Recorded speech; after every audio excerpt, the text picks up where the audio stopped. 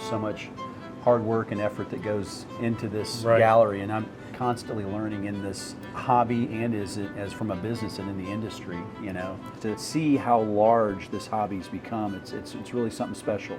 Seeing more that products continue to develop, I like to think we've had an influence in a lot of that as well, and just kind of creating that signature ADG style. Hello everybody, welcome in. Jimmy here. We got something really special for you this week. Jacob and I got a chance to visit Aquarium Design Group in Houston, Texas. ADG was founded by brothers Mike and Jeff Senske, and they're celebrating their 25th year in business. We talk with Mike Senske and all things ADG. All right everybody, let's get into it.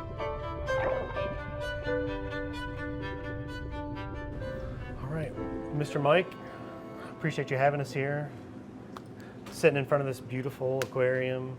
Start off, let's talk a little bit about you. You know, Aquarium Design Group was formed in 2000, 2001, right? So Aquarium Design Group is now, come this May, will officially be our 25th anniversary.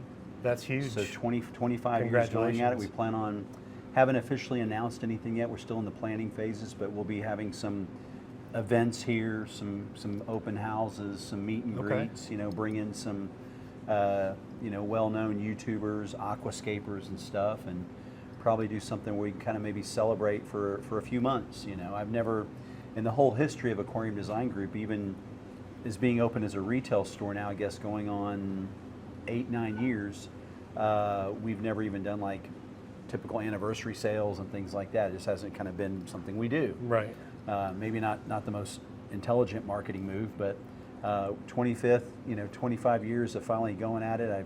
I think Jeff and I have realized we've kind of reached a milestone. You know, it's not easy to survive that long in this industry or in this business when you think about it and everything that we've been through. Just, you know, that any small business goes through. You know, from cash flow, economics, natural disasters, being in the aquarium business, being on the Gulf Coast, hurricanes, power outages.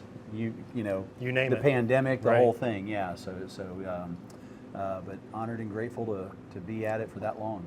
I'm not really sure that a big grand party is your style, but I'm sure we can figure something out. Yeah, you know? yeah, we'll do something to kind of celebrate it, and more importantly, just open up and share the space. You know, there's so much hard work and effort that goes into this gallery, and I think people that keep aquariums, or maybe some of us that are in the industry, can appreciate a little bit. I don't think everybody quite understands the work and effort that it takes to maintain this space and keep it at this level at all times. No, I could only imagine. This is amazing, and I commend you, and I commend your team. Yep. So thank you. Thank you. Over those 25 years, what's some things that you've seen that have kind of come and gone or still around? That's one thing, and you and I were talking earlier about this. You're constantly learning. You know, you're constantly learning in the hobby and as from a business and in the industry. You know, certain trends and ways of keeping particular styles of aquariums, or dealing with new problems. You know, for example, you know, Jeff with these aquarium plants and aquatic plants has to deal with Anubias melting. You know, which is just, it's a thing that we all know about now, and it's a virus. It's there.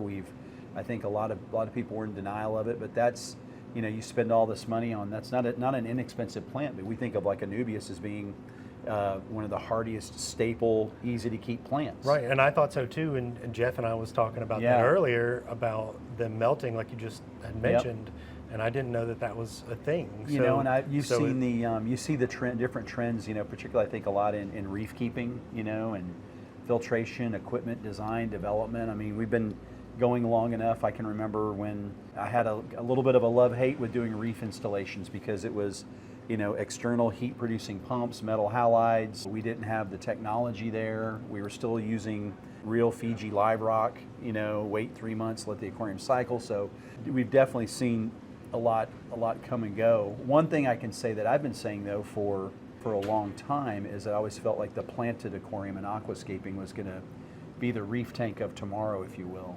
And I think we've kind of seen a lot of that happen now with all the equipment available, the plants, the knowledge, and everything else. I'm seeing a big surge in freshwater, and even on our retail numbers, the past couple of weeks, our retail numbers for freshwater have been stronger than saltwater. you know? Well, kind of been saying myself for the past few years that, I mean, we all know about the economic factors that are happening in today's world. And, you know, to me personally, I've been involved in saltwater aquariums the last 16 years. That's been my love and passion. But to see what I've seen here with you guys and other aquascapers around the world, it's an easy transition for me to want to be able to do something like this, a beautiful planted aquarium, which to me, that's a saltwater aquarist, a reef hobbyist, people with fish-only live rock tanks. I feel like those people are going to cichlid tanks. Those are very parallel type of aquariums. And then, you know, from saltwater reefs to freshwater planted, I feel like is a very similar transition as well. I have seen some guys though go from reef to plant tank and go, I'm going back to reef, because I think that when you see planted aquariums like this, not to discourage anybody, but these are for the most part high energy, high output, RODI water that's been remineralized, CO2, high light, fertilization. So there's less equipment involved, but you know, and you still are looking at parameters and water chemistry, but there's, I think with a planted aquarium, it's as much here, you know, mentally with the knowledge, as it is also with just the intuitiveness of being able to keep, you know, being able to look at an aquarium and know what it needs or what it's lacking or what, you know, what it's going to happen. I think that sometimes will intimidate, you know, some of your hardcore reef guys. They see it and they want to do it, but they also know, they kind of know what they're looking at. And some of these aquariums like this Iwagumi that we're here, you know, when this aquarium's set up, I mean, you're looking at daily water changes, daily 50% water changes for sometimes the first 2 months, you know, a lot of times on these aquariums. Wow. So it's a commitment, you know, and it's unrelenting. So I think there's less of the automation factor that you see with reef tanks. But answer to your original question, over the past 25 years, I've seen it. I've been in the hobby literally myself since I was 5 years old.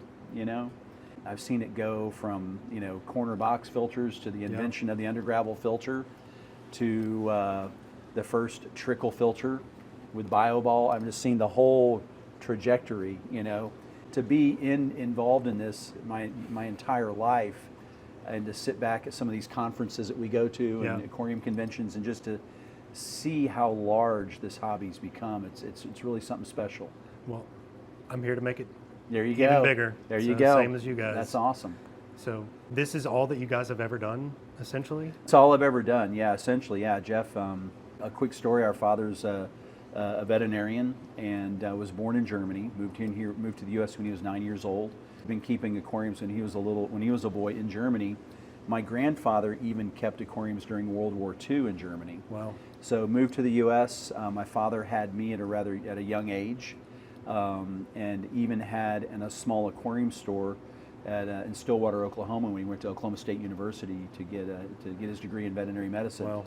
And gave me my first 5-gallon metal frame corner box filter aquarium with hornwort in it, and my first pair of guppies, and had babies, and here we are. My first book that I ever read cover to cover was Axelrod's first edition of Lake Malawi, Tanganyika, and Victoria cichlids.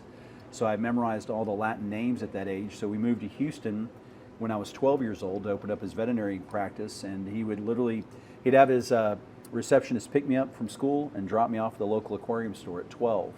And started working. So I've literally worked at some capacity, whether it's been retail, working for other stores, building out stores, even worked as an outside sales rep at one time for on the distribution side of things.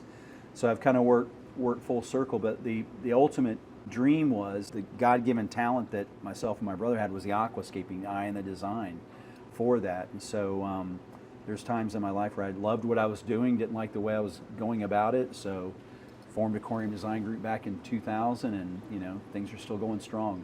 25 years later. Yeah, and yeah. Again, that's Yep. you know, a major milestone for anybody in any business. Yeah. So, and I can see why, because of all these beautiful designs, not only here, but I'm sure your our customer base and stuff like that. is pretty big. Do you guys, focus mainly on Houston area, or do you guys do? We do projects. We'll do projects all over the country. This year, We'll have done like 9 in Florida, Miami area. We've got some coming up in the next couple of weeks in the San Francisco Bay Area. 3 projects, Malibu. We finished up one a few months ago, but the bulk is here in Houston. Most importantly, too, I want to give credit, to my staff. We're a total company-wide of maybe 25 employees now. Our average employee's been with us 13 years.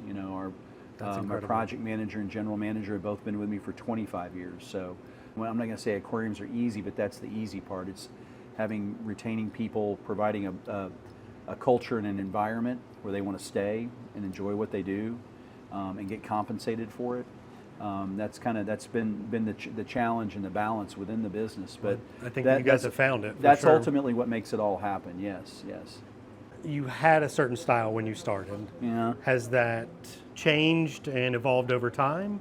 Because you guys are super meticulous and exceptional at all your work.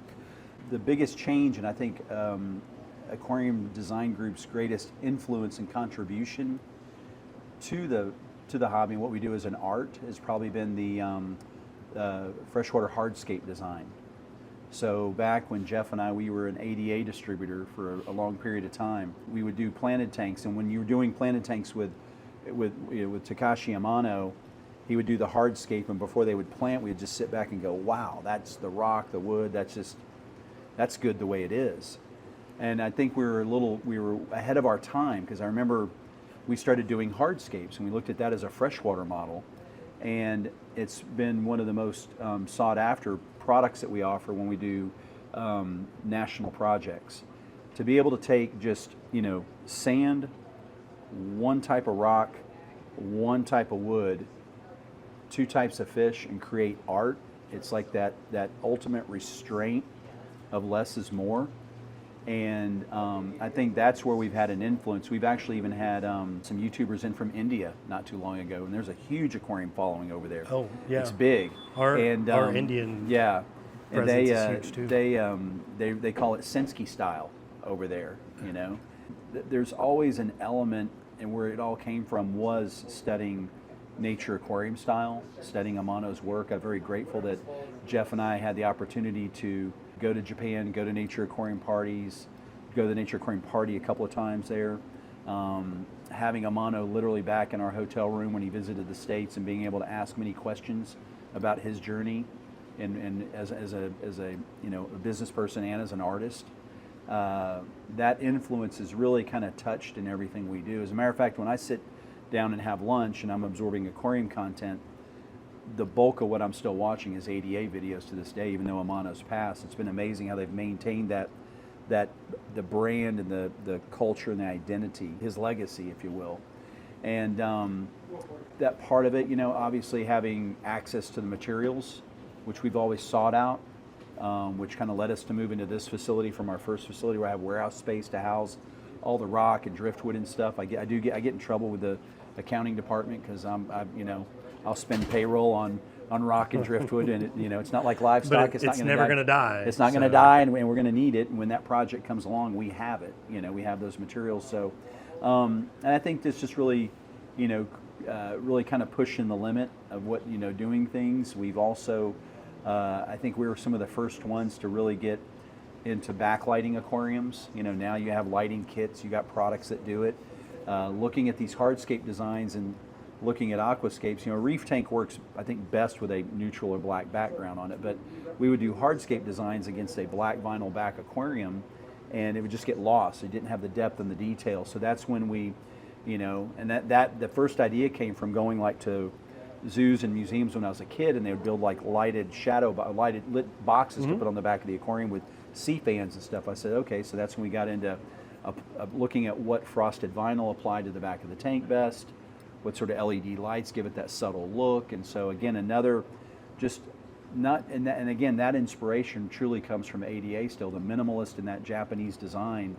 So, we don't, people that are putting these aquariums in their homes, especially custom projects, they don't want to see all the pumps and equipment and things like that, just like the big reef tank behind me doesn't have, external wave pumps on it. It's got the Panerai surge pumps on there. So you're seeing more that products continue to develop, I like to think we've had an influence in a lot of that as well, and just kind of creating that signature ADG style. The only types of wood that I don't like to work with and or rock is maybe if it's going to change water chemistry, decay or break down, and then that application a lot of times it'll work best in more of a paludarium or a terrarium type application.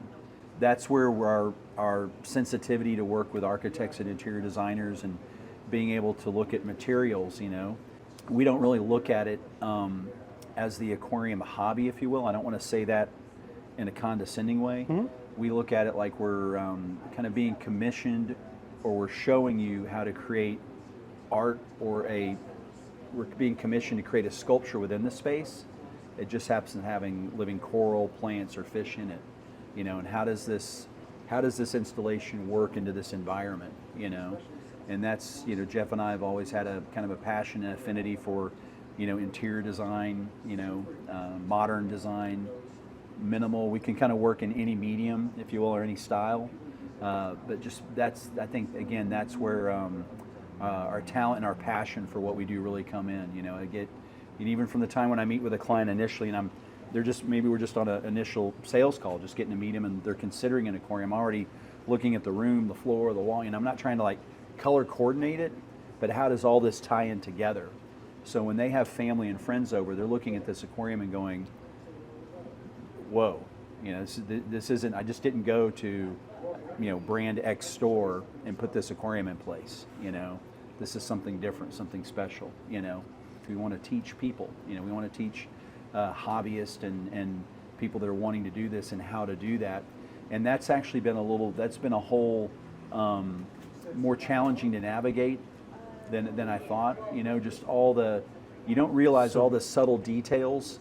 And I think you got deep into some of these conversations with Jeff earlier, but all the details that go into creating an ADG tank. So this isn't just where, come in, here's your tank, here's your equipment, here's your stuff, goodbye.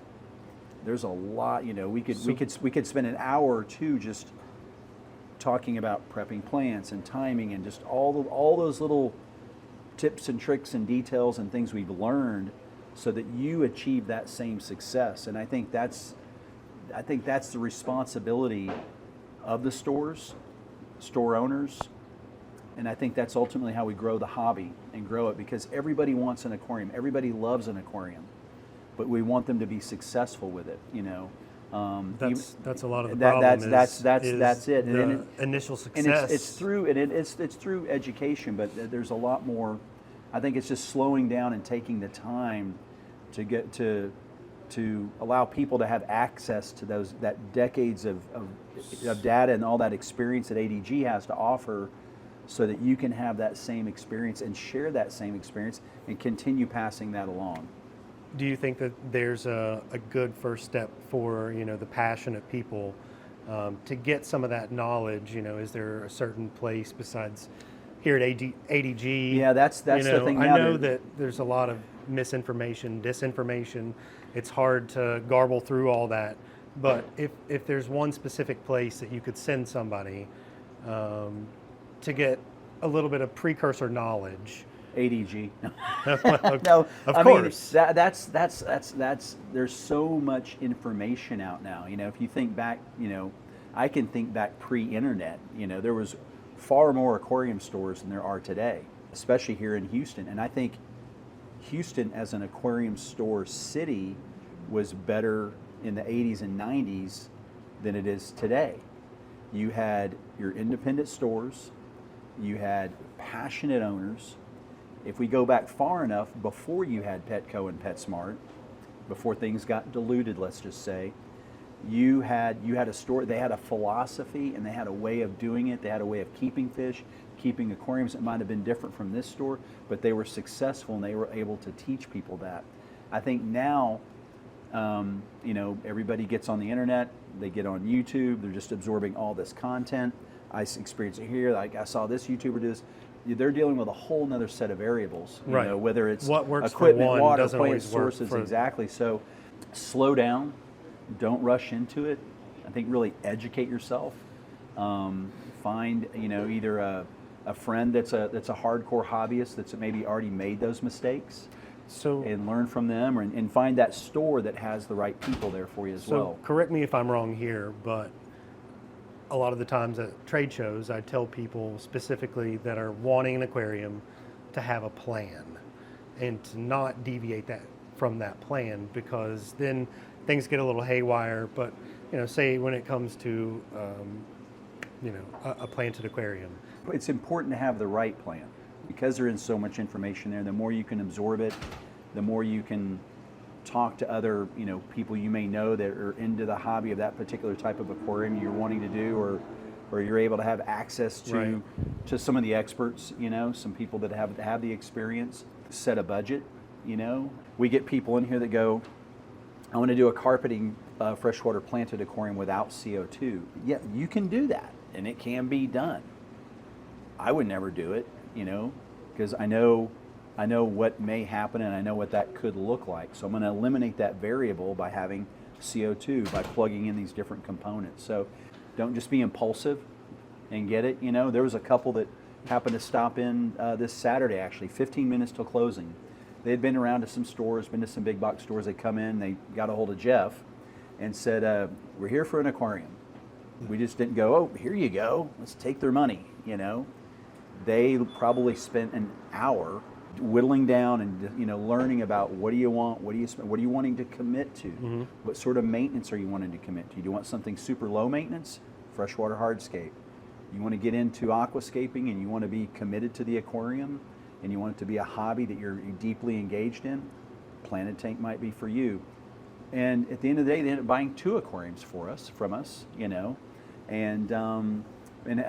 know we'll have a very good experience, and it was really nice to see they came back in and the lady's like, I feel like I'm so excited. I've got a new hobby now, I got something I'm passionate, and we can be a resource for that. So I'm not just touting and promoting ADG. We still make mistakes also, but I think that's where people just really needed to decide what they want and what they want to commit to. And when people come in and say, I want to do this planted tank, I'm going to tell them, no, you don't. So let's sit down on the bench and have a talk, and let me tell you what it takes to do that, because we don't want to. And the other thing too is I think a lot of times people with aquariums sometimes can get oversold. They want it. We're in business to make money, sell things. We see an opportunity to sell them something. I think it's important to have the follow through, to have the support, and be able to make sure people are successful in this. It is that time, Jimmy. Yeah, the lights are starting to shut down in here now. I know. So, I'm seeing all these little Yeah. glimmers of light go down. Yeah, studio lighting's going down. What are some important factors to you in an aquarium's health and fish's health? The ultimate, it's going to be in a properly designed system. Okay. Filtration, proper filtration, lighting, water chemistry. Again, kind of what we were just saying, getting back into having the right initial setup. You know, I see, and one thing that we see is the whole thing that the industry's tried to do to make it easy on people doing all-in-one systems, the all-in-one. I'm not personally a big fan of the all-in-one because you're kind of already limited out of the gate there, and unless you have experience keeping aquariums, your odds of not having challenges or having a big learning curve with an all-in-one are very high. You know, they can be limiting. You know, they can be limiting on having, if you're trying to do saltwater, proper protein skimmer, and you know, and they're typically smaller aquariums. And so, again, I think it's just again, goes back to investing in the right equipment. You know, and even if that means you having a smaller aquarium initially to have all the right equipment for it and do it properly, that's the most important thing. Start it off right. Don't get in a rush. I tell people it's sometimes challenging with high-end clientele, especially a coral reef aquarium. Oh, my aquarium's set up. You know, when am I going to have all my fish in coral? Well, before they even decide to do an aquarium, I make sure they understand what the process and the path is to that. I've done that before early on in my career where I've tried to make people happy and rushed it. Oh, there's a party. You know, turnkey reef aquariums and parties don't go together. So, No. You know, you're going to have a party and you want to showcase your aquarium, you need to have your aquarium up and running a year before you have your party. So what about when it comes to the nutrition of the fish? I see you guys use and carry our Vitalis food. We love the Vitalis food. Yeah, we're using that. Is that a part of? Very, very much so. You know, it's good to see that product came about to us actually because there was another product that we really enjoyed, that we didn't enjoy. We had good success with. You know, I'd used it at home, and I've got some pretty high-end Lake Tanganyika cichlids that had done well, and that we had some sourcing issues with that food for a period of time, and so ordered in the Vitalis and like it. You know, it seems to have like a lower ash content in it as well. Fish, you know, fish a lot of times will eat fish food. You know, right? You know, it's sometimes like my fish just love that food. I mean, and there's certain, particularly saltwater fish, we'll see saltwater fish that will eat something and spit it out, you know, but your average cichlid tank or your community tank, they're gonna eat the fish food. It's what you kind of see after that, you know, are the fish, they holding weight, is my tank staying cleaner, you know, because I'm feeding a quality food. I'm not having to feed as much of it. So I have less waste, less byproduct of the food contributing to algae and deteriorating water quality. So that's something with the Vitalis food that we've experienced. You know, that's definitely one thing about this food that the public aquarium world has championed as well. Is it's less taxing on their filtration systems, more digestible, contains all the right ingredients, like you said, less ash content. Yep. And we've seen it in a lot of our service accounts as well. You know, we have hospitals that have up to 60 plus aquariums in them. And so those aquariums, you know, either be on an automatic feeder or we'll have the departments feeding them.